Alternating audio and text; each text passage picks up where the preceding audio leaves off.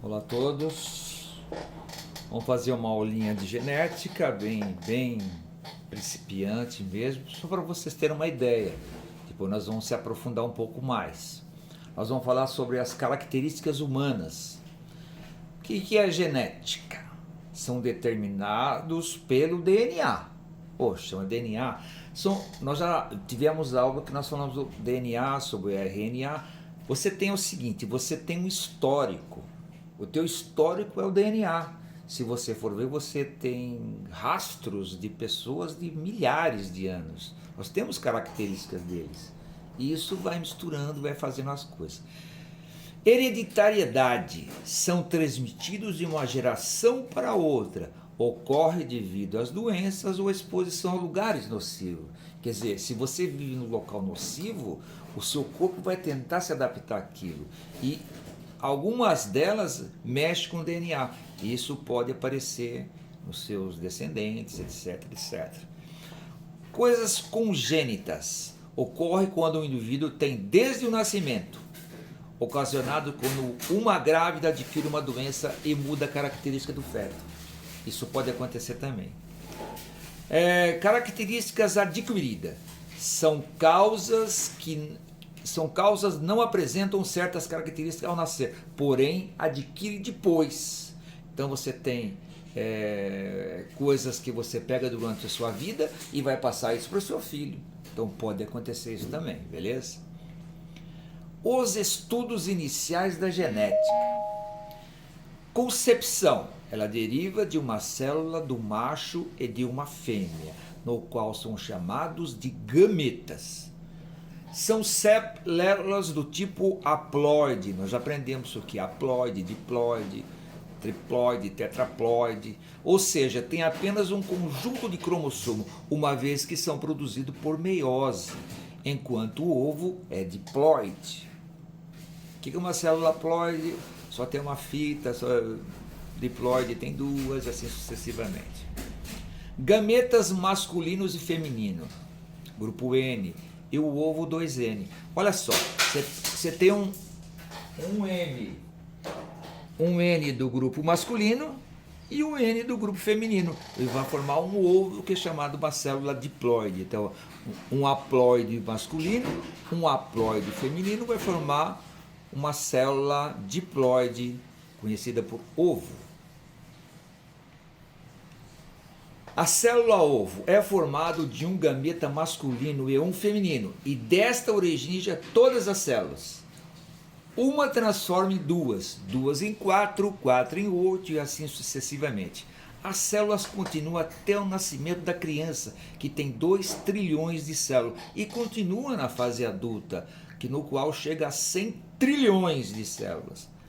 Na vida adulta, esse processo é principalmente para substituir as células mortas, porque quando você está em crescimento, isso é extremamente ativo. Quando você chega na idade adulta, você percebe que você para de crescer, você começa até a envelhecer. Então, o que acontece? As células começam a trabalhar de um outro processo, apenas para substituir. Mas quando você está crescendo, você está surgindo novas células e você está substituindo algumas. Então você vai perdendo algumas características que vão parar de ser regenerados. Bom, os primeiros idealistas de hereditariedade foi Hipócrates. A história da pangênese é maravilhosa, vale a pena vocês verem. Vocês vão ver isso em matérias do 3º ano. Talvez no 2º ano não é possível dar essa matéria por enquanto, mas é muito bacana ver a história, essas 2 histórias que eu vou só falar rapidamente para vocês. A transmissão da hereditariedade baseia-se na produção por todas as partes do corpo de partículas muito pequenas que eram transmitidas para a sua descendência no momento da concepção. Isto é, todas as características boas ou ruins vêm dos pais para o filho. Quem foi disse isso? Hipócrates. Se vocês não sabem, é o pai da medicina. Depois apareceu um tal de Aristóteles, que ele falou sobre a pangênese. Outra história que ficou extremamente marcante na vida das pessoas foi a pangênese. O termo seme vem de semente, atualmente é chamado de gametas. Aristóteles duvidava muito da teoria. A divergência da pangênese da hipócrise é observada em características não estruturais como voz e jeito de andar, no qual se perguntava como produziam material para o sêmen. Também observou que plantas mutiladas produziam plantas perfeitas e ainda o forte argumento: se o pai e a mãe produzem sêmen com partículas precursoras de todas as partes do corpo, jamais poderia esperar descendentes de 2 cabeças ou 4 braços, por exemplo.